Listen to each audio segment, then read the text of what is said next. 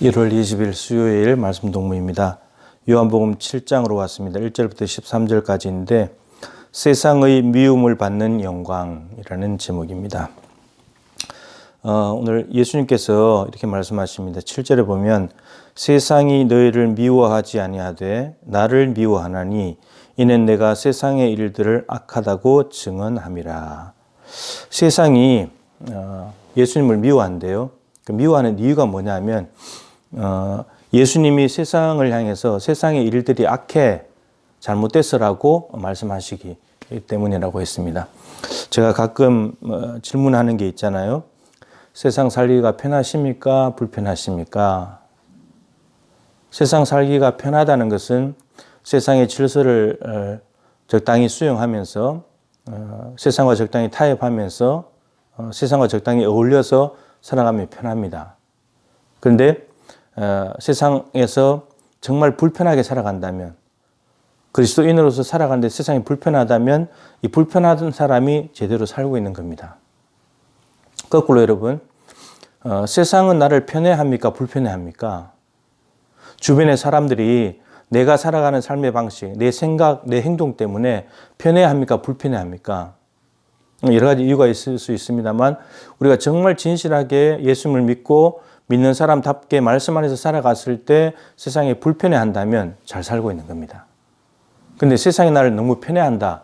이 말은 뭔가 잘못 살고 있을 가능성이 많습니다. 분명히 예수님이 세상 살기가 편했을까요? 불편했을까요? 여러분 엄청나게 불편했죠.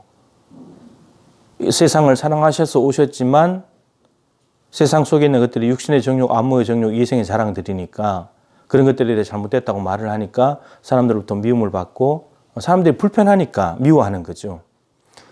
예수님이 편했다면 세상도 예수님이 불편했지만 예수님도 세상이 불편한 거예요. 왜냐하면 서로 다른 관계 속에 있으니까. 세상을 악하다 하니까.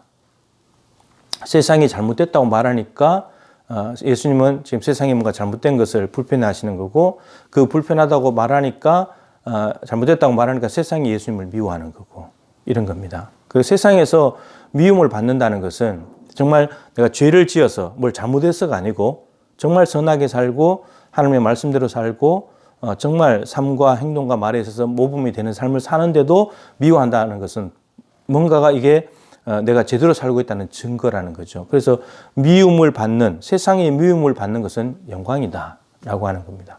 그래서 성경의 팔복에서도 의를 위하여 핍박을 받는 자는 복이 있다 이런 겁니다. 예수님 지금 의를 행하는데 세상이 악하니까 지금 핍박하고 세상이 불편해하고 미워하고 힘들어하는 거죠. 예수님도 엄청난 고난을 당하십니다. 물론 사랑과 하나님께서 주신 뜻을 향해서 그 길을 묵묵히 걸어가시지만 얼마나 힘들어 하셨습니까? 여러분 정말 참 그리스도인의 삶은 나도 세상이 불편하지만 세상도 나를 불편해하는 거예요. 이게 진짜 제대로 살고 있는 겁니다. 그래서 시편 1편에 보면 이런 말씀이 있잖아요. 복 있는 사람은 악인들의 꾀를 따르고 죄인의 길에 서고 오만한 자들의 자리에 앉지 않는 거다. 근데 이게 한편으로는 거꾸로 말하면 이게 복 있는 사람이네. 세상이 말하는 복 있는 사람들. 세상이 말하는 복 있는 사람들은 악인들의 꾀를 따르면 돼요. 그럼 편해요. 죄인들의 길에 같이 서주면 돼요. 오만한 자들의 자리에 같이 앉아주면 세상이 불편해하지 않아요. 미워하지 않아요. 환영해요. 그러니까 좀 더 실제로 말하면 이게 뭐 악은 아니지만 술, 담배 적절하게 해주고 그죠? 적절하게 불법 저질러주고 적절하게 편법 같이 따라주고 적정하게 거짓말하고 사기치고 근데 같이 합류해가지고 적당히 어울려주고 장단 맞춰주면 세상 불편해하지 않아요. 세상이 환영합니다. 근데 이런 것들은 하나님 다 싫어하는 것들이잖아요. 하나님이 싫어하는 것들을 했을 때 세상이 환영해 준다. 그렇다면 이건 뭔가 잘못 살고 있는 거잖아요. 우리는 그렇게 살면 안 되니까. 그러니까 우리가 살아가는데 너만 깨끗하냐? 너만 그렇게? 왜 너만 괜찮은 척해? 왜 너만 그렇게 사는 줄 알아? 여러분 이렇게 말을 들어야 이게 잘 사는 거라는 거죠. 여러분들 어떤 말을 듣고 계십니까? 세상이 여러분들을 환영합니까? 세상이 여러분들을 좋아합니까? 미워하지 않고 너무나 편애합니까?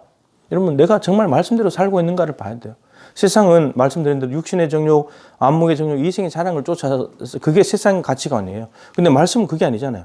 그럼 내가 말씀을 붙들면 이 두 개는 반드시 충돌을 일으키게 되어 있어요. 불편하든지 세상이 미워하든지 뭔가 이 충돌이 일어나야 되는데 전혀 충돌이 일어나지 않는다. 미움을 받지도 않는다. 불편해하지 않는다. 박해가 없다. 이런 뭔가가 잘못 살고 있다는 거죠.